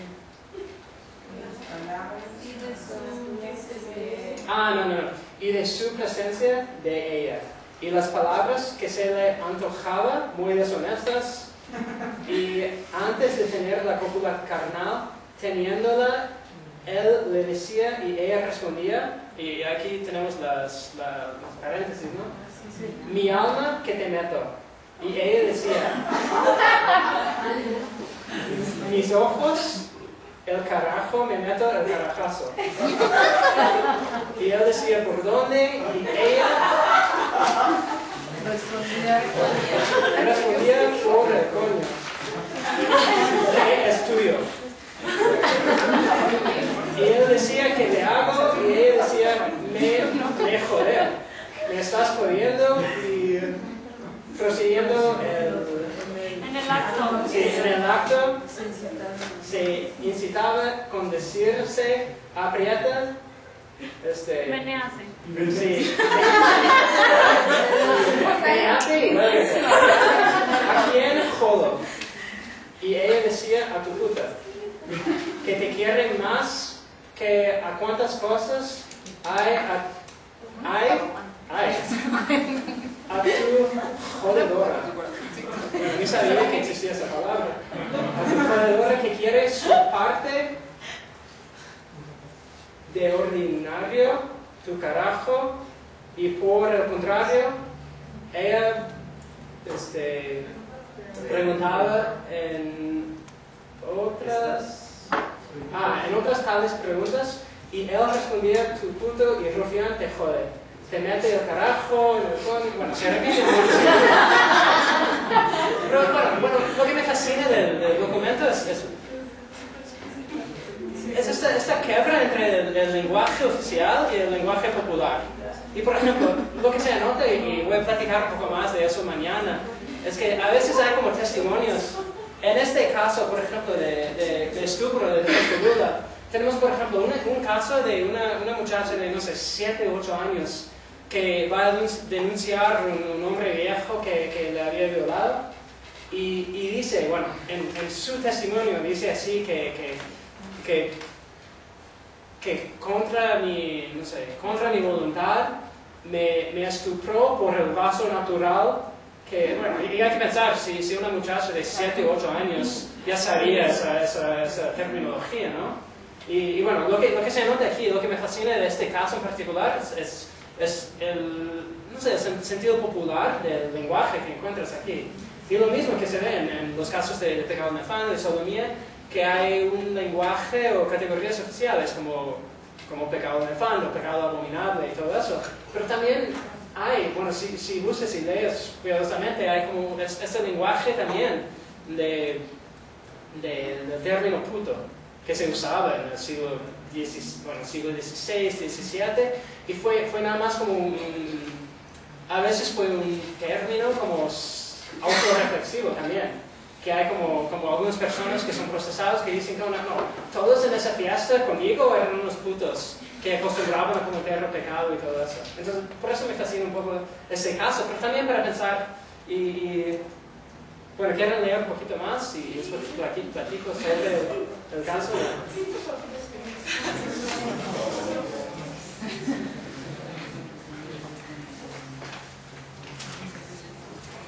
Bueno, no sé cuál parte de ella.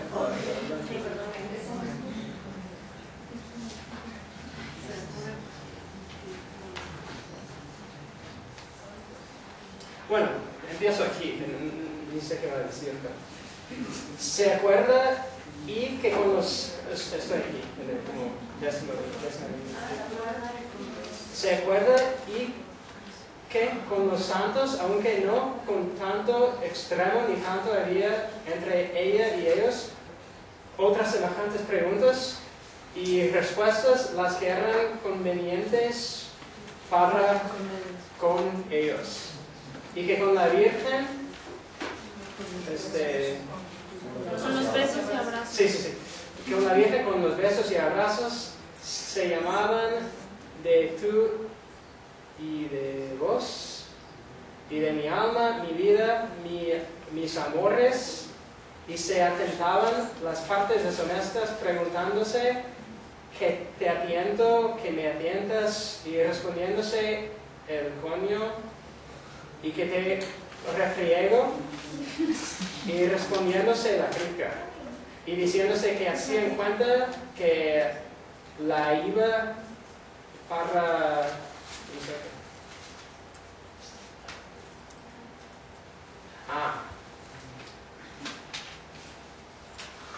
Bueno, que le iba para la otra, era hombre, y el dedo y la mano era carajo. Entonces dice que está como fingiendo que está haciendo sexo con la Virgen y fingiendo que es parte natural del hombre y todo. Y que se lo metían la una a la otra y que recibían el gusto que si hombre las pudiera. Entonces, en estos actos con los santos, Cristo, Virgen, en todo sucedió en la cama y... Bueno, tiene más o menos una idea del testimonio. Bueno, se puede parar aquí con esto. Bueno. Pero, ¿algunas de ellas fingen como hombre o puede ser que no hombre? Que dice que están fingiendo que les parece que fuera como si hubiera un hombre haciendo sexo con ella. Es así. Pero, bueno, ¿dónde empezamos aquí? ¿Tiene como un valor histórico eso o es nada más como pornografía colonial que sale de la voz de los padres, de la Inquisición? Sí. Y lo interesante, ni leímos todo el testimonio, pero lo interesante de este caso es que Agustina Ruiz está presa por, no sé, casi un año, o por ahí, no sé, 8 meses, 6, no sé, no me acuerdo, pero... Y le toman varios testimonios. Y aquí en la primera página dice, es la tercera declaración que hace cuando sí en la cual asienta y revoca las demás. Entonces hay como varios testimonios y el primer testimonio, Agustina Ruiz cuenta algunos detalles, pero no es como suficiente. Entonces también tenemos la subjetividad de los padres, los inquisidores, que les quedan como preguntando, que ni el confesor que tenemos hoy, y siempre quiere saber más, ¿sabes? Quiere como tener acceso a la interioridad de la persona que está confesando. Y hay como muchas contradicciones en los varios testimonios. Entonces, por ejemplo, esto es el primer testimonio. El segundo, ella dice que todo fue mentira y que ella sufre mal de corazón. Y ya sabe que es mal de corazón, ¿no? Sí.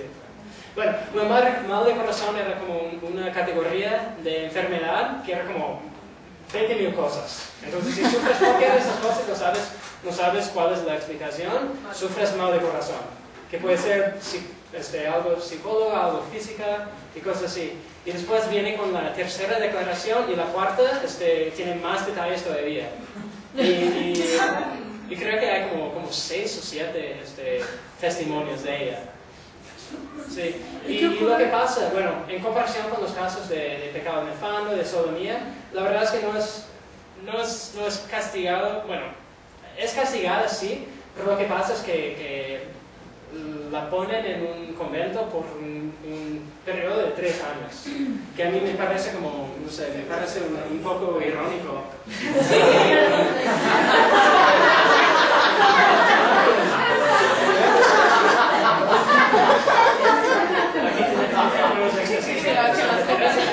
Pero lo interesante del caso es que no se sabe hasta qué punto está como filtrando, bueno, se filtra dentro de la mente de la persona la religiosidad popular, por ejemplo, y la religiosidad que fue como, bueno, oficial, como todas esas imágenes, que parece que Santa Teresa aquí, no sé si han leído la página de su autobiografía que explica este momento, y realmente hay que pensarse si es algo como divino, es algo corporal, es algo diferente, ¿no?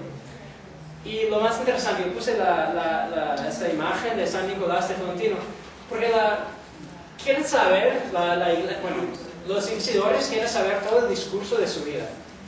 Y se van preguntando, bueno, ¿cuántos años tenías cuando empezaste a tener estas visiones? Y la tercera página, donde yo puse una estrellita aquí, al principio. puede haber advertido que es verdad católica que los santos del cielo y Jesucristo y la Virgen María no pecan ni pueden pecar, ni haber venido del cielo a la tierra. Entonces también hay esta cuestión de cuál es la realidad. ¿Realmente fue el diablo? ¿Es una visión? ¿Es otra cosa? Y bueno, como iba diciendo, quieren saber el discurso de su vida, y lo más interesante de todos los testimonios es cuando explica el momento en que llegó por primera vez San Nicolás de Tolentino a su cama. Y dice que fue después de como una serie de experiencias traumáticas que había sufrido en su vida. Y bueno, cuando tenía, no sé, 11 años, bueno, no lo dice exactamente así, pero fue como engañado por un hombre que le prometió el casamiento, o la palabra de casamiento, y fue como, no sé si ella no dice si fue violada, si fue como presionada a tener sexo con un hombre mucho más viejo. Entonces se queda como embarazada a los 11 años, tiene un hijo a los 12 años, después se quiere casarse con el hombre que hizo esto, y como unos 5 o 6 o 7 años después, ese hombre se muere en un fuego en la casa. Y ella explica que en un momento muy triste, ella estaba como rezando en un altar y que tenía una imagen muy bonita de San Nicolás de Tolentino, y fue esa noche que fue la primera vez que llegó a su cuarto a darle un poco Sí. Consuelo. Eso. Ajá. Y es ahí que empieza a decir que me dijo que yo era la persona del mundo que más amaba, y así.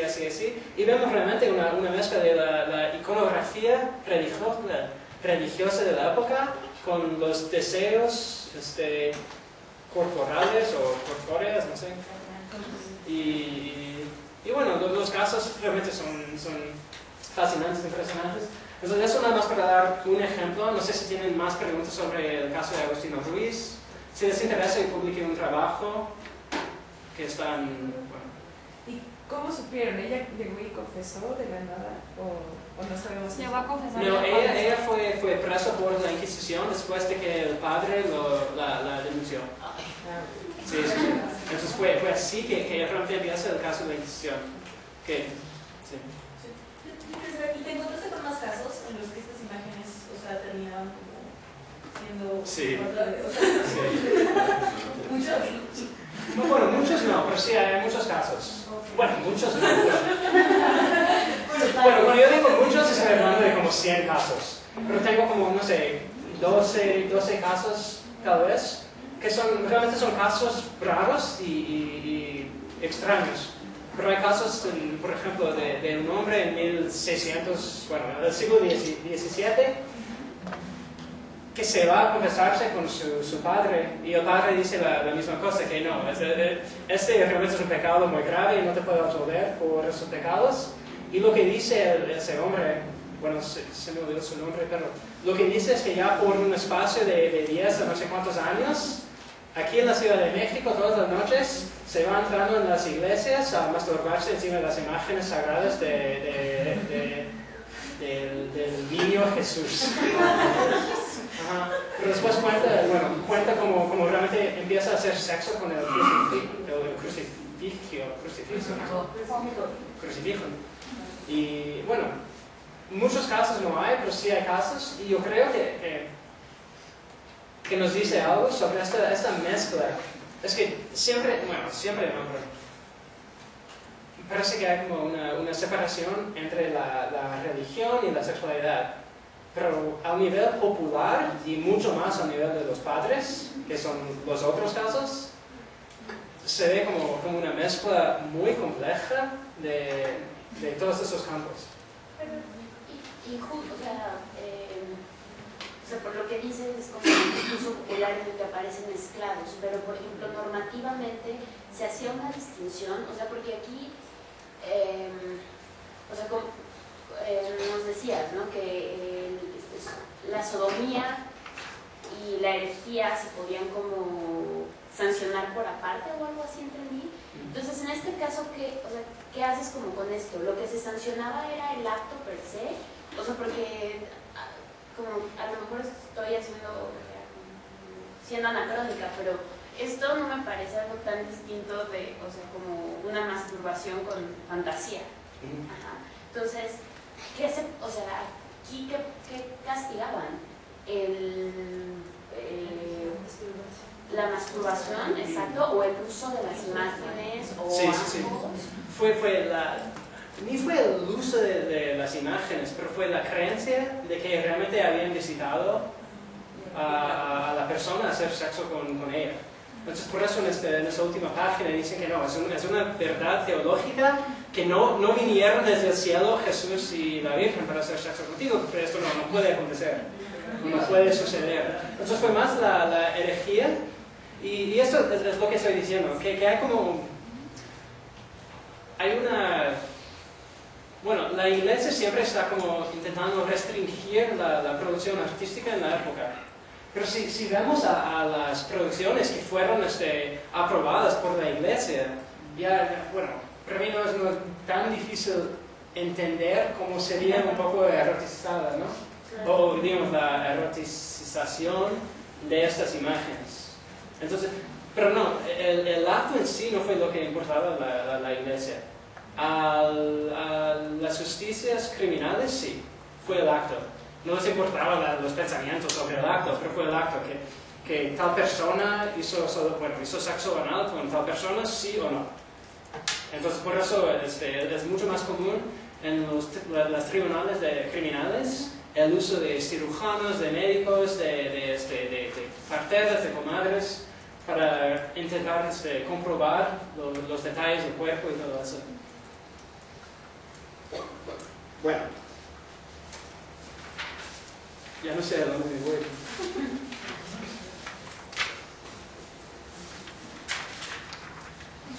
Bueno, al confesionario. Y bueno, ¿leyeron el confesionario una parte o...?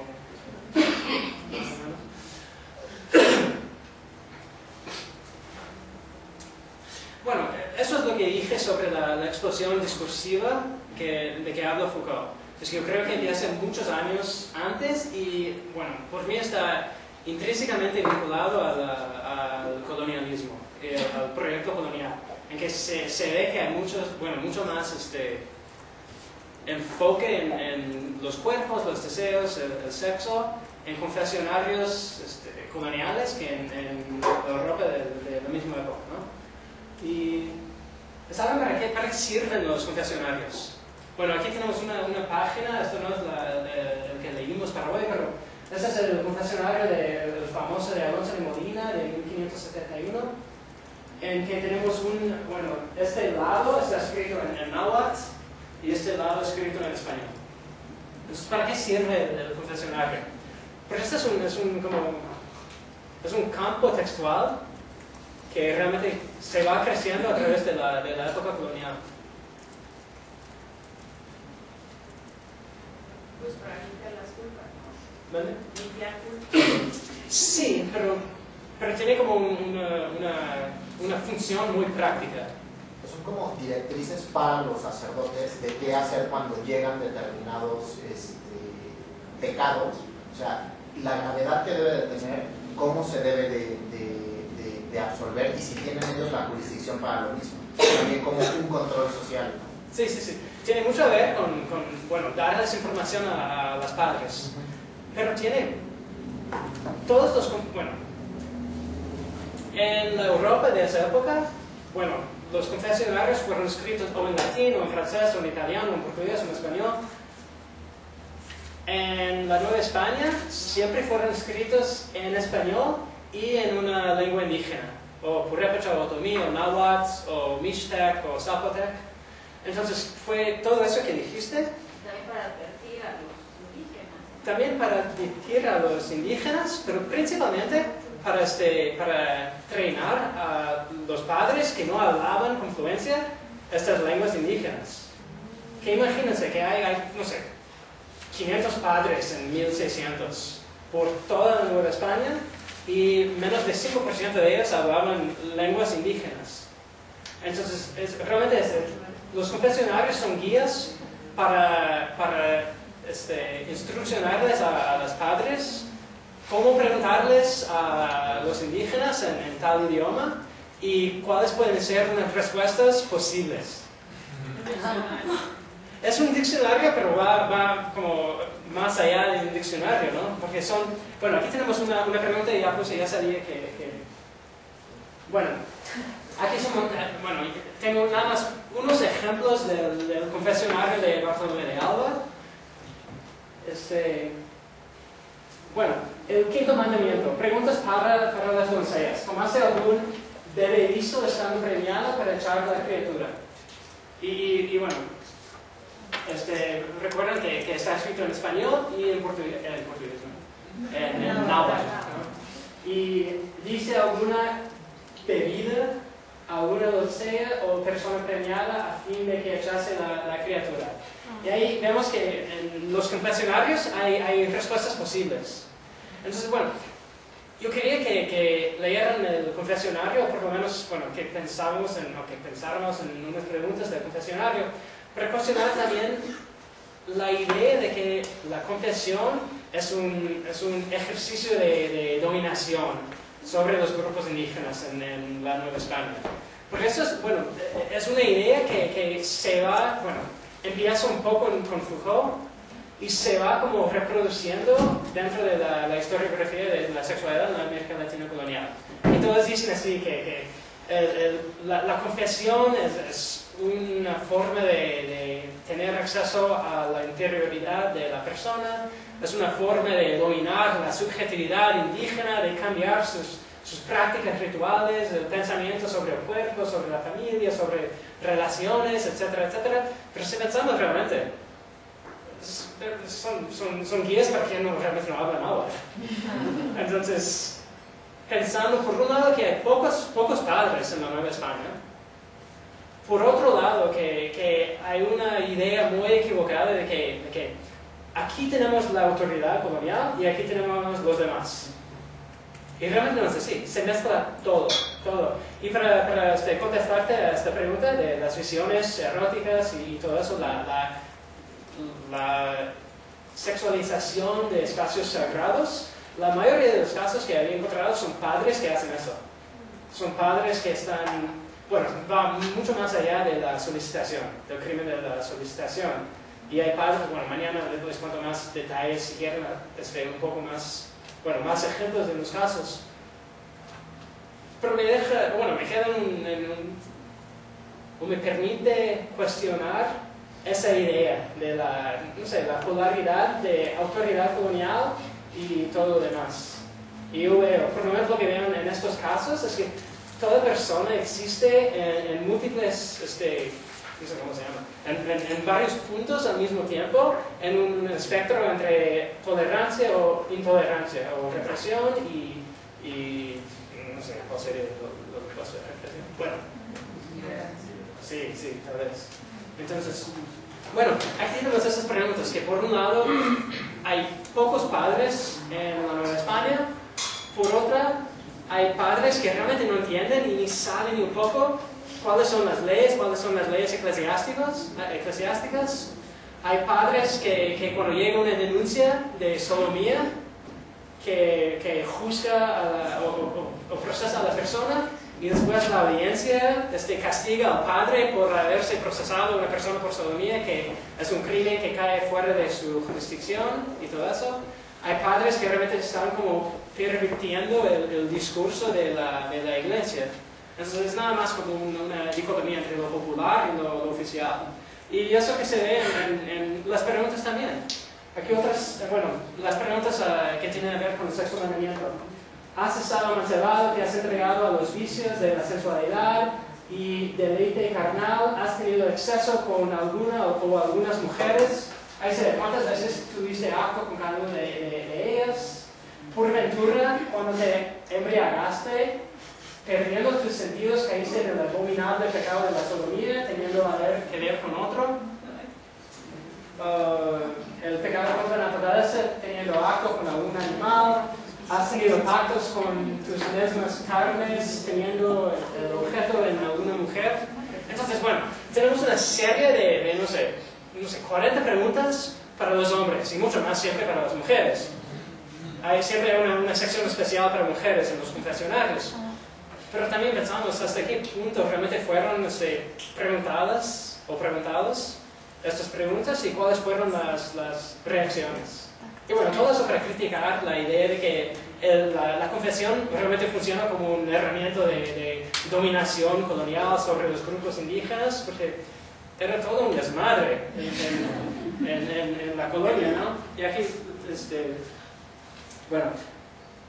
sí, el último ejemplo, si fuera una mujer se le preguntará, teniendo el objeto en algún hombre, teniendo polución y derramamiento del semen, como si verdaderamente tuvieses acto con la tal persona. Hay cuestiones aquí que tienen que ver con la menstruación. Bueno, ¿llegó alguna vez tu marido o otro a ti estando con tu costumbre? Que es lo de la regla de la menstruación. Tuviste acto carnal con otra mujer, bla, bla, bla, con tu marido, excesos contigo, o él o tú estando borracho, fue por el vaso común, o hizo el pecado nefando, tratando la parte, y cosas así. Pero, sí. En los casos de masturbación, ¿has encontrado tanto para mujeres como para hombres? ¿Es igual de grave para una mujer eso que...? Mira, realmente hay poquísimo sobre masturbación. Eso es uno de los únicos casos que he encontrado. Y por eso, bueno, sí, los detalles son un poco como chocantes a veces, pero creo que ahí es por un lado su valor histórico, ¿no? Que no existe documentación sobre este acto, por ejemplo. Y lo que vemos es en los casos de sodomía y solicitación, las autoridades criminales realmente no se importan si son hombres nada más masturbándose. La cuestión que tenía que ver mucho como Estefanía dijo, tenía que ver con la penetración. Entonces, si nada más hay como meneas o tocamientos internos, muchas veces son así como, pues ya ni modo. Entonces, bueno, ya me di cuenta que casi son las 9, entonces ya dejamos el resto para mañana, y mañana voy a platicar un poco de un capítulo sobre este caso, muy interesante de 1604 de sodomía de Michoacán, y les voy a platicar un poco sobre mi proyecto en su totalidad y los varios capítulos, y dependiendo de lo que quieran, me puedo enfocar un poco más en los casos, un poco más en el lenguaje, las categorías, un poco más en la teoría y todo eso. Thank you.